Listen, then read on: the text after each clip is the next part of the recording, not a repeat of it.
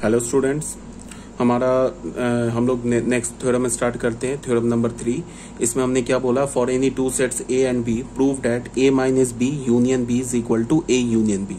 ठीक है, तो मेथड 1, पहले मेथड 1 से प्रूव करते हैं। Let x belongs to A minus B union B. हमने क्या किया, एक्स कोई भी रैंडम या आर्बिटरी एलिमेंट उठा लिया, किसका, A minus B union B का। तो अगर x A minus B union B का एलिमेंट है तो if and only if x belongs to A minus B, और यूनियन की जगह क्या आ जाएगा, और एक्स बिलोंग्स टू बी। ठीक है, अब अगर एक्स ए माइनस बी का एलिमेंट है तो इसको हम कैसे लिखेंगे, x belongs to A and x not belongs to B. ठीक है, और एक्स बिलोंग्स टू बी, ये तो ए माइनस बी का डेफिनेशन हो गया। अब इस पे हमने क्या किया, मैंने बता रखा है ना, और जो होता है वो एंड पर डिस्ट्रीब्यूटिव होता है, एंड जो होता है वो और पर डिस्ट्रीब्यूटिव होता है, यूनियन इंटरसेक्शन पे डिस्ट्रीब्यूटिव होता है, इंटरसेक्शन यूनियन पर डिस्ट्रीब्यूटिव होता है। तो हमने इसको क्या बोला, x belongs to A, distribute कर दिया और को एंड पर, एक्स बिलोंग्स टू ए और एक्स बिलोंग्स टू बी, बीच में एंड आ गया। फिर क्या होगा, x not belongs to B और एक्स बिलोंग्स टू बी। तो यहां पे अगर x b का एलिमेंट नहीं है तो फिर क्या हो जाएगा, b कंप्लीमेंट का एलिमेंट होगा और x बिलोंग्स टू b। ठीक है, तो इसको हमने क्या बोला, x belongs to a union b। और ये क्या हो जाएगा बच्चों, ये देखो x belongs to b complement और x बिलोंग्स टू b। इसका क्या मतलब है, तुम ऐसे देखो, अगर मैंने बोला कि b कंप्लीमेंट सेट में अगर तुमने b सेट को मिला दिया तो हमें क्या मिलेगा, यूनिवर्सल सेट। जैसे ये हमारा ए सेट है, ये हमारा बी सेट है, ये ए सेट हो गया, बी सेट हो गया, ये यूनिवर्सल सेट हो गया। तो बी कंप्लीमेंट की शेडिंग क्या होगी, बी को छोड़ के बाकी सब। तो देख लो बच्चों, ये बी कंप्लीमेंट की शेडिंग है ना, ये बी कंप्लीमेंट की शेडिंग होगी। अगर तुम इसमें बी को भी ज्वाइन कर दोगे, बी को भी मिला दोगे तो हमें क्या मिल जाएगा, फिर कंप्लीट यूनिवर्सल सेट। तो हमारे पास क्या है, बी कंप्लीमेंट यूनियन बी का वैल्यू क्या होता है, यूनिवर्सल सेट। ठीक है, तो यहाँ पे हमने क्या लिखा, बी कंप्लीमेंट यूनियन बी को हमने क्या लिख दिया, ये क्या लिखा है, B complement union B, because बीच में क्या हमारे पास और है। तो बी कंप्लीमेंट यूनियन बी को हमने क्या लिख दिया, यूनिवर्सल सेट। ठीक है, where S is the universal set. तो अब यहाँ पे देखो, ए यूनियन बी का अगर तुम इंटरसेक्शन लोगे यूनिवर्सल सेट के साथ तो हमें क्या मिलेगा, ए यूनियन बी। क्यों, because A union B universal set का सबसेट है। बिकॉज ए यूनियन बी क्या है, यूनिवर्सल सेट का सबसेट है। अब तुम ऐसे देखो, हमने कोई भी सेट ले लिया, ए ले लिया, बी ले लिया, ए यूनियन बी ले लिया, ए इंटरसेक्शन बी ले लिया, जितने भी सेट्स ले लोगे वो सारे सेट्स क्या होंगे, यूनिवर्सल सेट के सबसेट्स होंगे। Because universal set is the super set of every set. Universal set क्या होता है, सुपर सेट होता है सारे सेट का, which is involve in the given context और इन अ गिवन क्वेश्चन। किसी गिवन क्वेश्चन या किसी गिवन कॉन्टेक्स्ट में जितने सेट्स इन्वॉल्व होते हैं उन सारे सेट्स का सुपर सेट होता है। कौन होता है, यूनिवर्सल सेट। ठीक है, तो ये ऑलरेडी बताया जा चुका है तुम लोगों को कि अगर if A is the subset of B, अगर ए बी का सबसेट है तो ये क्या इंप्लाई करेगा, ए का बी के साथ इंटरसेक्शन क्या होगा, ए होगा। और क्या इंप्लाई करेगा, ए का बी के साथ यूनियन क्या होगा, बी होगा। तो ए यूनियन बी जो है ये सबसेट है ना एस का। तो अगर तुमने ए यूनियन बी सेट का इंटरसेक्शन ले लिया एस के साथ तो हमें क्या मिलेगा, ए यूनियन बी। और ए यूनियन बी का अगर तुमने यूनियन ले लिया एस के साथ तो हमें क्या मिलेगा, यूनिवर्सल सेट एस। क्लियर है ये बात। तो यहां से हमें क्या मिल गया, हमने इंटरसेक्शन लिया एस के साथ तो क्या मिलेगा, X belongs to A union B. ठीक है, तो प्रूफ हो गया, A minus B union B is equal to A union B. अब आ जाओ बच्चों मेथड नंबर 2 में। मेथड नंबर 2 में क्या है, अच्छा उससे भी पहले एक बात की, यहाँ पे मैं एक स्टेप और ऐसे लिख सकता था बट इसकी कोई जरूरत है नहीं, ऐसे लिख सकता था ए यूनियन बी और ये एंड की जगह इंटरसेक्शन एस, ऐसे भी लिख सकता था। अब यहां से क्या बोलता है कि मैं ए यूनियन बी का इंटरसेक्शन एस के साथ क्या होगा, ए यूनियन बी। ठीक है, अब आ जाओ बच्चों मेथड 2 में। मेथड 2 में क्या है, A minus B union B. तो ए माइनस बी सेट को मैं क्या लिख सकता हूं, A intersection B complement union B. अब देखो यहाँ यूनियन है, यहाँ इंटरसेक्शन है, तो यूनियन क्या होता है, इंटरसेक्शन पे डिस्ट्रीब्यूटिव होता है। तो इसको हम कैसे लिखेंगे, ए यूनियन बी। ठीक है, बीच में intersection, B union B complement. अगर पीडीएफ में से करेक्ट कर लेना, ये यूनियन लिखा हुआ यूनियन। ठीक है, और ये जो लिखा है ना, ये हमारे पास क्या लिखा है, इसको थोड़ा यहाँ करेक्ट कर लेना। ये लिखा है ए इंटरसेक्शन बी और इंटरसेक्शन, और ये एस लिखा है। Because B complement union B, B complement का अगर तुम बी सेट के साथ यूनियन लोगे तो क्या मिलेगा हमें, यूनिवर्सल सेट। ए कंप्लीमेंट का अगर तुम ए के साथ यूनियन लोगे तो हमें क्या मिलेगा, यूनिवर्सल सेट। तो ये क्या लिखा है, यूनिवर्सल सेट। तो यहाँ क्या हो गया, A intersection B intersection S, sorry this is A union B, again sorry this is A union B. ये ए यूनियन बी का अगर तुमने इंटरसेक्शन ले लिया ना यूनिवर्सल, ये तो ए यूनियन बी है, ये आ गया क्या हमारा, एस आ गया। तो A union B intersection S क्या मिलेगा हमें, ए यूनियन बी। प्रूफ हो गया। देखो बच्चों 2 लाइन में प्रूफ हो गया ये मेथड 2 से। अब आ जाओ मेथड 3 में। मेथड 3 में हमने क्या किया, वेन डायग्राम। अच्छा एक बात फिर मैं बोल रहा हूँ, ऐसे 2-3 बार ऑलरेडी मैंने बता रखा है कि ये जो मैं प्रूफ कर रहा हूँ ना मेथड 1, मेथड 2, मेथड 3, इतने सारे मेथड से, तो इसका एज सच कोई जरूरत नहीं है। समझ रहे हो बात को, ये ना बोर्ड में पूछेगा, ना जेईई मेंस में पूछेगा, ना एडवांस में पूछेगा। फिर भी मैं क्यों करा रहा हूं कि आपका ना सेट का एक अच्छी अंडरस्टैंडिंग बन जाए। ठीक है, ऐसा नहीं आएगा कि ये थ्योरम देके तुमसे पूछेगा, कोई जेईई मेंस के में क्वेश्चन होगा कि प्रूव दैट दिस थ्योरम, ऐसा कभी नहीं होगा। हाँ, इसमें होता क्या है कि सेट के कुछ प्रूव दैट वाले क्वेश्चंस होते हैं, उसमें उस प्रूव दैट वाले में ये जो लॉजिक्स है ना वो वहां काम आएगा। इसीलिए मैं तुम्हें इन सारे थ्योरम्स का प्रूफ दे रहा हूं और डिफरेंट डिफरेंट मेथड से दे रहा हूं। एक मेथड नहीं, 2 नहीं, 3 मेथड से एक एक थ्योरम का प्रूफ दे रहा हूं।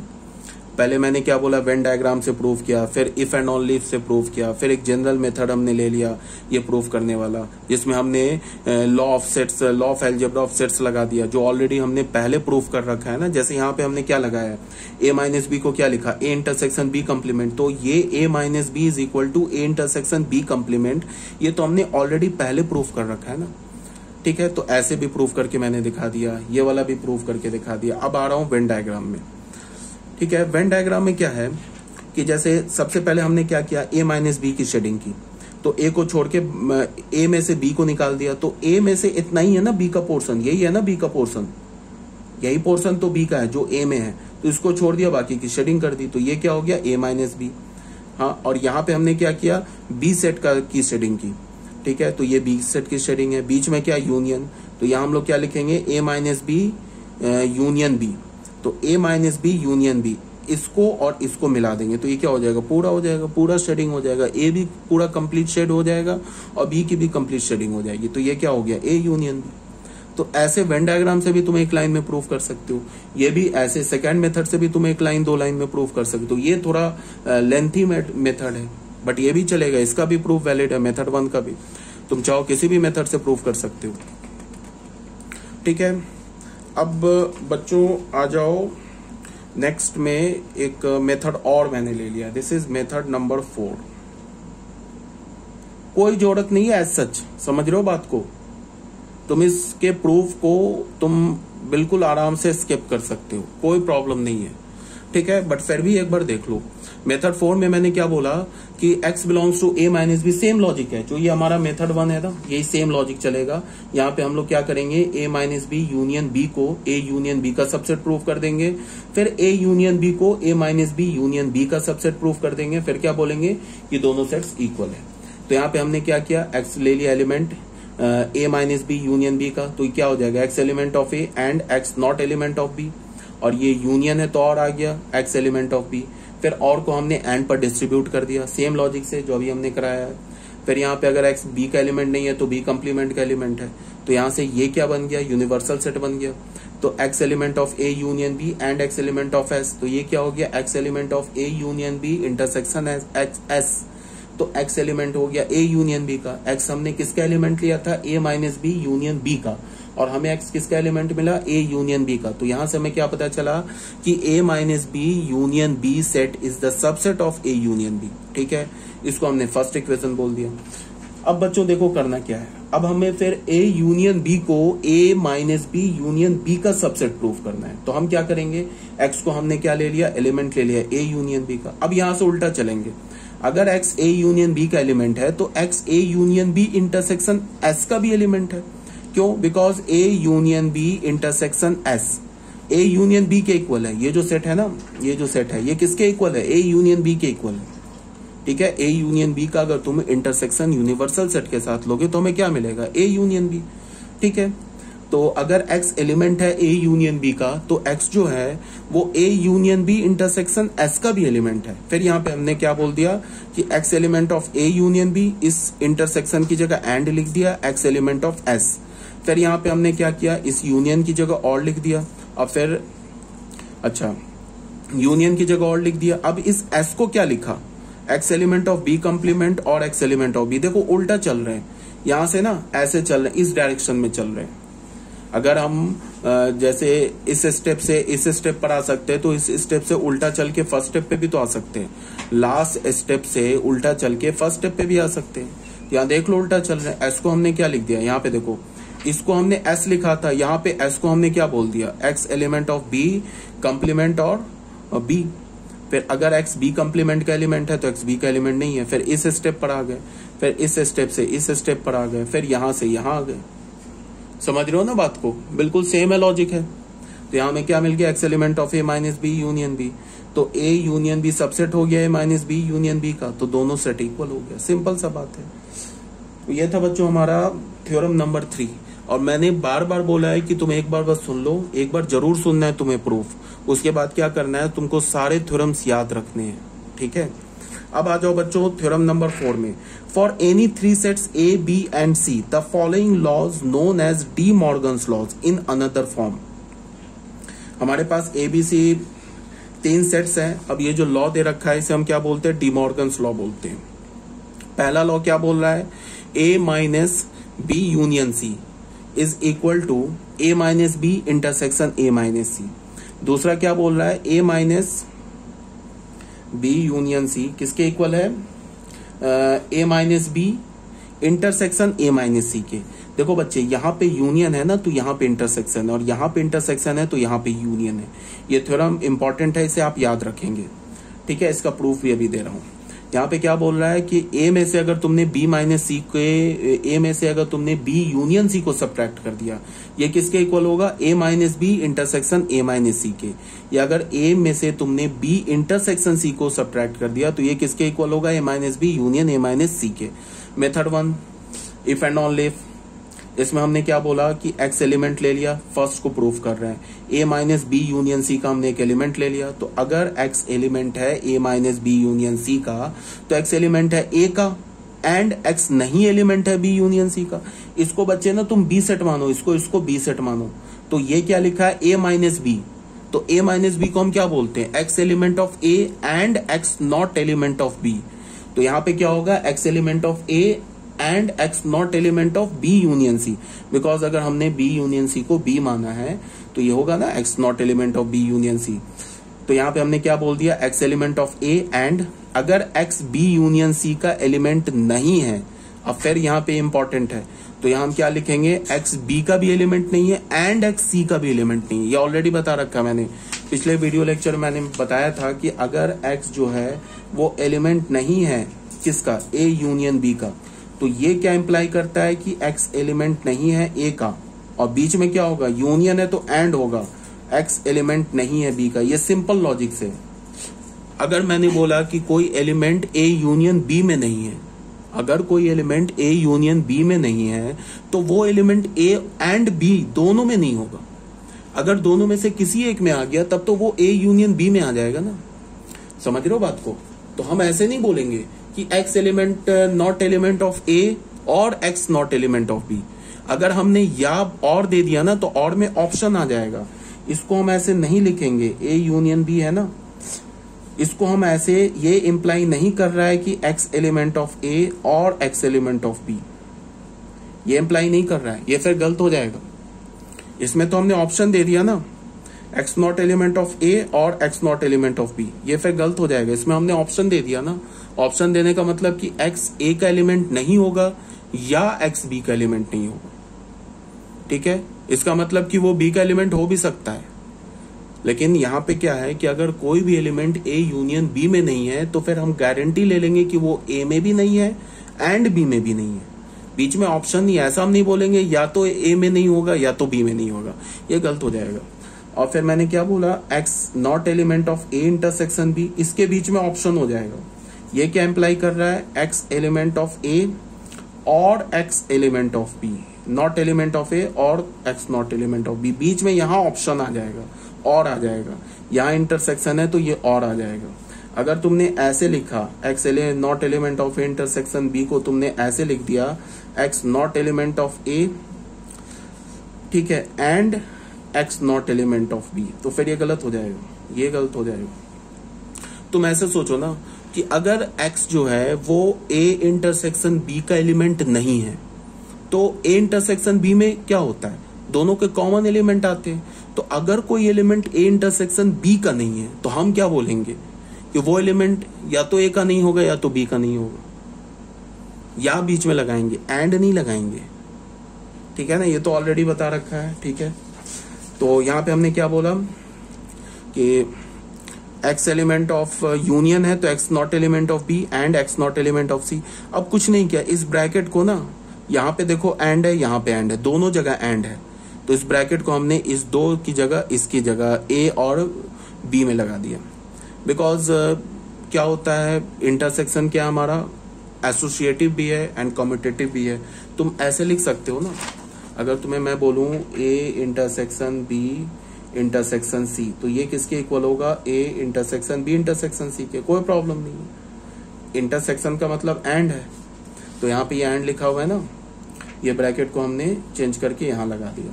तो ये क्या हो गया, एक्स एलिमेंट, ये किसका बन गया, x element of A minus B, and ये क्या बोल रहा है, एक्स एलिमेंट ऑफ ए। अच्छा, यहाँ पे बच्चों हमने क्या कर दिया, इसमें ये x element of A and x not element of B, ठीक है, और यहाँ पे क्या है, एक एक्स एलिमेंट ऑफ ए इसके साथ इस दोनों को एक साथ मिला के एंड कर दिया, और फिर एक एक्स एलिमेंट ऑफ ए हमने एक्स्ट्रा ऐड कर दिया। तो इससे कोई फर्क नहीं पड़ता है, ये सेम लॉजिक है।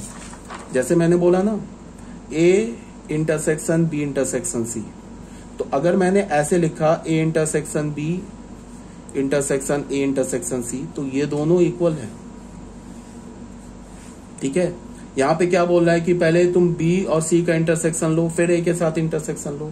यहाँ क्या बोल रहा है कि पहले A और B का इंटरसेक्शन लो फिर A और C का इंटरसेक्शन लो फिर दोनों का इंटरसेक्शन लो। तो ये दोनों सेम है, समझ रहे हो बात को, ये दोनों क्या है, सेम है। तो यहाँ पे हमने x एलिमेंट ऑफ A कर दिया। अब कोई बोलेगा कि ऐसा क्यों कर दिया, क्योंकि मुझे क्या चाहिए, यहाँ पे A माइनस बी और A माइनस सी चाहिए। तो x element of A and x not element of B क्या मिल गया हमें, A माइनस बी। यहाँ क्या बोला, x element of A and x not element of C, तो ये क्या मिल गया, A माइनस सी, ठीक है। तो ये क्या हो गया, x element of A minus B and है तो इंटरसेक्शन आ गया। तो यहाँ से हमें क्या पता चला, A minus B union C is the subset of A minus B intersection A minus C। तो ये वाला जो सेट है ये राइट हैंड साइड का इसका सबसेट हो गया। सिमिलरली सेम लॉजिक से तुम ये जो राइट हैंड साइड का सेट है उसको तुम लेफ्ट हैंड साइड के सेट का सबसेट प्रूफ कर दो। तो फिर 1 और 2 से क्या हो जाएगा, 1 और 2 से ये सेट क्या हो जाएगा, A minus B union A minus B union C किसके इक्वल हो जाएगा, A minus B intersection A minus C के। देख लो बच्चों, सेम लॉजिक से यहाँ पे हमने किया, इसको आप रीड कर लेना। सेम लॉजिक यहाँ पे यूज किया, इसको हमने सेकंड मान लिया। ये सेटअप किसका सबसेट हो गया, इसका, और इसको हमने इसका सबसेट ऑलरेडी फर्स्ट में प्रूफ कर रखा है। तो क्या हो गया, फ्रॉम 1 एंड 2 दोनों सेट इक्वल हो गया, ठीक है। अब बच्चों आ जाओ method number 3, using Venn diagram. Venn diagram जो होता है ना, सबसे बेस्ट मेथड होता है। सब क्यों होता है, क्योंकि इसमें हमें सब कुछ पिक्टोरियली दिखता है हमें कि क्या कौन सा सेट ले रहा है, वो रीजन में दिखता है, ठीक है। और इससे कैलकुलेशन भी फास्ट होता है, कैलकुलेशन सेफ भी होता है और इजी अंडरस्टैंडिंग भी होता है, मतलब बड़े आराम से तुम समझ जाओगे। अब देखो मैंने क्या किया, हमें क्या चाहिए था, A minus B union C चाहिए था। तो सबसे पहले मैंने A सेट का शेडिंग कर दिया। देख लो ये सेट की शेडिंग है और यहाँ पे 3 सेट इन्वॉल्व है ना, A B C, तो हमने 3 सेट बना लिया। तो सबसे पहले A की शेडिंग कर दी, फिर B यूनियन C की शेडिंग कर दी। B यूनियन C का क्या मतलब है, B और C दोनों आ जाए। तो B का भी हमने जाके सारे रीजन को शेड कर दिया, A के भी सारे रीजन को शेड कर दिया। अब बीच में माइनस है बच्चों, A और B यूनियन C के बीच में माइनस है। इसका क्या मतलब है कि A सेट के शेडिंग में हमें उस रीजन को देखना है जो B यूनियन C का है और फिर उसको हटा देना है। जैसे A माइनस बी हम क्या बोलते हैं, A में से B को हटा दो, तो A minus B union C क्या बोलते हैं, A सेट में से B यूनियन C का जितना रीजन है उसको हटा दो। तो क्या मिल जाएगा हमें, ए माइनस बी यूनियन सी। अब तुम देखो ध्यान से, ये जो रीजन देख रहे हो ना, यहाँ देखो, ये जो मैं पेन चला रहा हूं उसको ध्यान से देखो, ये जो रीजन देख रहे हो ना, इतना ही रीजन है किसका, बी यूनियन सी का। देख लो ये रीजन आ रहा है ना, ये वाला रीजन, ये रीजन, बस ए में इतना ही रीजन है बी यूनियन सी का। तो इस रीजन को हमने हटा दिया तो ये रीजन मिल गया हमें। ये जो शेडिंग है ये अब किसकी शेडिंग हो गई, ये जो शेडिंग किया मैंने, ये ए माइनस बी यूनियन सी की शेडिंग हो गई, इसको हमने फर्स्ट बोल दिया। अब हमारे पास सेकंड में क्या किया हमने, ए माइनस बी का शेडिंग किया। तो ए माइनस बी के शेडिंग कैसे करेंगे, सिर्फ ए में से बी को हटाएंगे, सी को नहीं हटा देंगे, फिर गलत हो जाएगा। देखो ए में से बी का, देखो ये रीजन देख रहे हो ना, ये रीजन, ये बी का रीजन है, किसमें, ए में, इतने रीजन को हटा दिया। अब कोई बोलेगा कि ये भी तो रीजन है, तो ये रीजन सी का है और बी दोनों का है, तो हमें बी को देखना है। जब ए में से बी हटाएंगे ना तो सिर्फ बी के रीजन को देखना है। तो ये जो रीजन है ना, बी का रीजन है जो ए में प्रेजेंट है, तो ए माइनस बी लिखते वक्त क्या करेंगे, इस रीजन की शेडिंग नहीं करेंगे, सिर्फ उतने ही रीजन की शेडिंग करेंगे जो सिर्फ ए में प्रेजेंट है और बी में प्रेजेंट नहीं है। अब सी में भी प्रेजेंट है, उससे हमें कोई मतलब नहीं है, हमने तो ए माइनस बी की शेडिंग करनी है ना। तो सिर्फ हमें ए सेट और बी सेट देखना, सी सेट को तुम भूल ही जाओ, अभी देखो ही नहीं सी सेट को, सिर्फ ए और बी सेट देखो। और तुम देखो कि ए सेट में से बी सेट का कितना रीजन आ रहा है, उसको हटा दो, उसको छोड़ दिया हमने, तो ये हमारा क्या हो गया, ए माइनस बी। फिर आ जाओ बच्चों, ए माइनस सी की शेडिंग करेंगे। तो अब तुम ए बी को मत देखो, सिर्फ ए और सी को देखो। तुम ए में देखो कि सी का कौन सा रीजन आ रहा है, उसको हटा दो। तो देखो इतना ही रीजन तो आ रहा है सी का, इसको हमने हटा दिया। तो ये जो शेडिंग किया हुआ है ये किसका है, ए माइनस सी का। इस शेडिंग और इस शेडिंग का हमें क्या लेना है बच्चों, इंटरसेक्शन। इंटरसेक्शन लेने का क्या मतलब है, कॉमन। तो देख लो इतना ही रीजन है इस शेडिंग में, ये देखो ये रीजन और यहाँ पे ये रीजन कॉमन है, ये रीजन कॉमन है ना। ये जो रीजन है इसमें तो है बट इसमें नहीं है, देख लो। और ये रीजन इसमें है बट इसमें नहीं है, तो कॉमन रीजन आ गया। तो देखो इसकी शेडिंग और इसकी शेडिंग सेम आ गई। तो 1 और 2 से हम क्या बोल सकते हैं कि A minus B union C is equal to A minus B intersection A minus C. ठीक है।